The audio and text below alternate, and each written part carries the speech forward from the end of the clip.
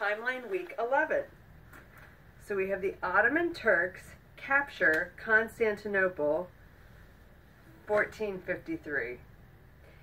And that's when, sadly, Constantine had named Constantinople the capital of the Byzantine Empire, but the Ottoman Turks took over and renamed Constantinople Istanbul, which is now in Turkey. Then we have Gutenberg and the printing press. So here he is pushing down his press, and then we have books to read, which is a wonderful thing. It was one of the greatest inventions ever to hit mankind, and one of the fruits of that was the next item in the timeline, which is the Renaissance, which is the rebirth.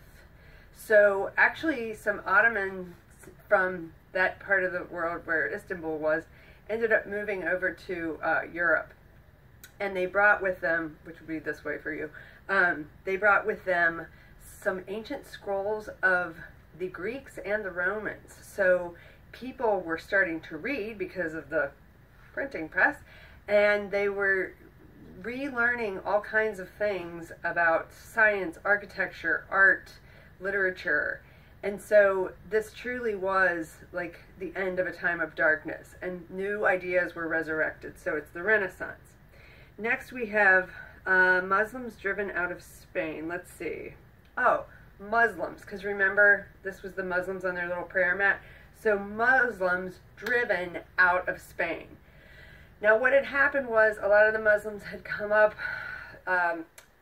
through Africa into Spain, and there were several kingdoms.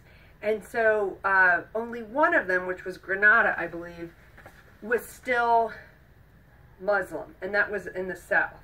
But you had King Ferdinand of Aragon, which was another kingdom, who married Queen Isabella of Castile, which was another kingdom, and when they got married, they decided to take down those Muslims down in Granada and got rid of them once and for all. So now Granada became Christian. So that's interesting. Muslims driven out of Spain.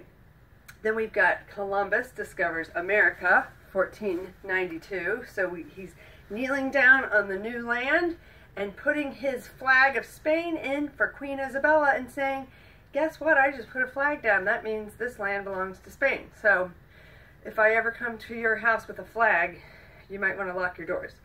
Okay, next is Martin Luther and the Reformation. So here he is nailing his 100 Theses onto the door of a church in Germany, which I forget the name of the city, but anyway, so this is the beginning of the Reformation. This was a time where people said, you know what, I've got some ideas of my own. Do I have to really follow what the church teaches? After all, they are corrupt. So it was a good thing, but also a very terrible thing. The separation and the dissolving of the unity that Christ always wanted for his church was very sad. And so the next timeline event is the Council of Trent. So that is the Council of Trent. So the church is saying, no, no, no, this is what we believe. You need to get rid of the heresies, because many heresies were coming up at this time.